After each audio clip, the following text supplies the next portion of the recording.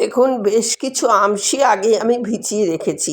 আমি কড়া বসিয়ে দিয়েছি, কড়ার মধ্যে একটু সাদা তেল দিয়ে দিয়েছি আর সর্ষে আর একটা শুকনো লঙ্কা ফোড়ন দেবো। আপনি এর মধ্যে ৫ ফোড়ন দিতে পারেন সর্ষের বদলে, সেটাও ভালো হয়। এবার আমশিগুলো আমি বাড়িতে তৈরি করেছি। এই আমশিগুলো আমি দিয়ে আজকে আমশির চাটনি করছি। এর সাথে একটু খেজুর দিয়েছি, খুব সুন্দর হয় এটা গরমকালে। এবার আমশিটা ভিজিয়ে একটু নেড়ে চেড়ে জল তুলে দিলাম। এর মধ্যে নুন মিষ্টি দিয়ে দেবেন, আমি বাতাসা দিয়ে করব। সেটা আপনাকে বলে দিলাম। বাই দ্য ওয়ে, আমি নূপুর, আপনারা দেখছেন smile with Nupur and Tania. Please একটু সাবস্ক্রাইব করে দেবেন, বেল আইকনটা টিপতে ভুলবেন না, লাইক শেয়ার করে পাশে থাকবেন। নিত্য নতুন রেসিপি পেতে আমার চ্যানেলটা সাবস্ক্রাইব করে রাখুন। ফিরে এলাম রান্নায়। এর মধ্যে একটু হলুদ দিয়ে দিলাম আর আমি বেশ কিছু বাতাসা দিয়েছি। এটা বাতাসা দিয়ে করার চেষ্টা করবেন, তাহলে কিন্তু খুব সুন্দর হয়। চিনি দিতে পারেন, কোনো অসুবিধা নেই।